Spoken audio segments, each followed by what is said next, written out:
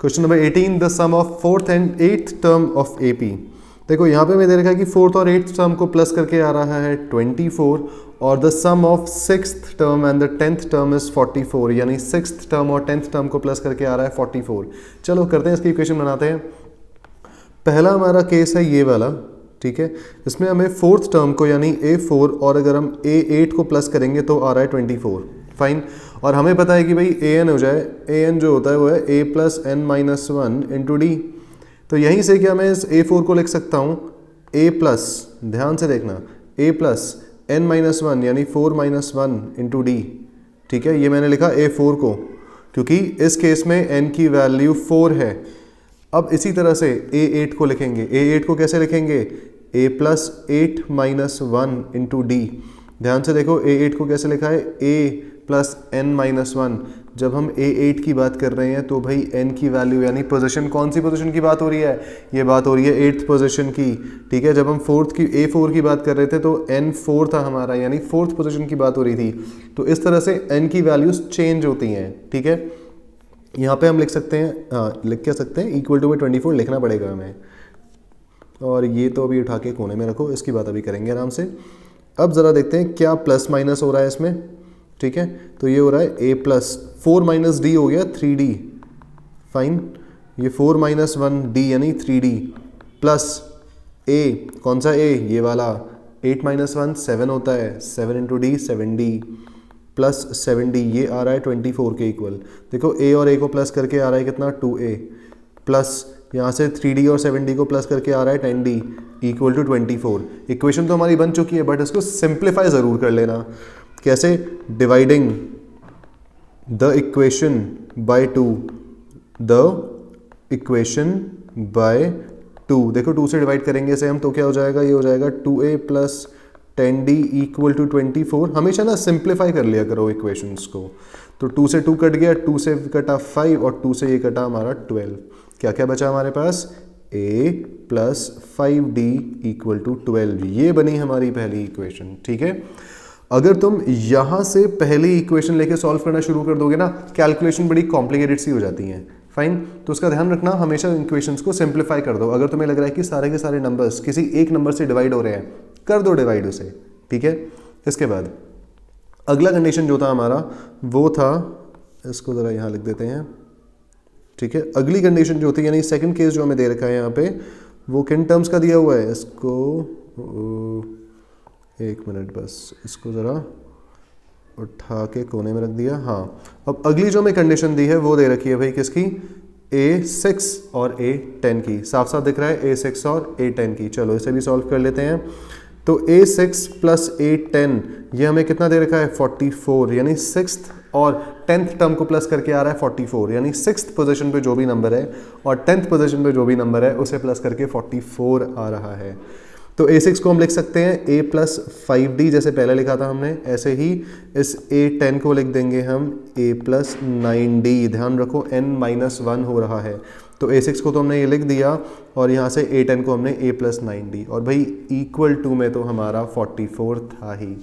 तो यहाँ से इसके बाद a प्लस a, यानी जब हम इन दोनों a को प्लस करेंगे, येलो ले लेते हैं, इन दोनों a को प्लस करेंगे तो ये बन जाएगा 2a, और इसी तरह से जब हम यहाँ से 5d और 9d को प्लस करेंगे तो ये बन जाएगा प्लस 14d इक्वल टू 44। इसके बाद ये भी इक्वेशन देखो पूरी की पूरी डिवाइड हो रही है 2 से, सब के सब सारे नंबर्स 2 से डिवाइड हो रहे हैं। तो डिवाइडिंग द इक्वेशन बाय 2, तो हमें क्या मिल गया, 2a upon 2 plus 14d upon 2 equal to 44 upon 2।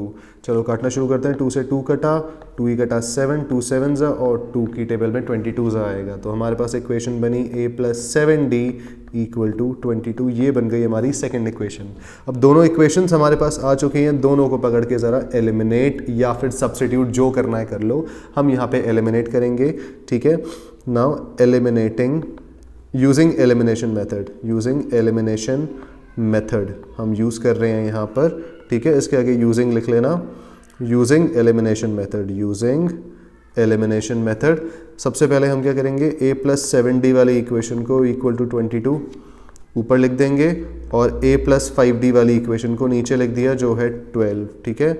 हमने यहाँ से इस इक्वेशन इस इक्वेशन को ऊपर लिखा माइनस द फर्स्ट इक्वेशन, तो यहाँ से क्या हुआ, नीचे वाली इक्वेशन के साइन उल्टे हो जाएंगे और ये बन गया हमारे पास प्लस ए से माइनस ए कट गया।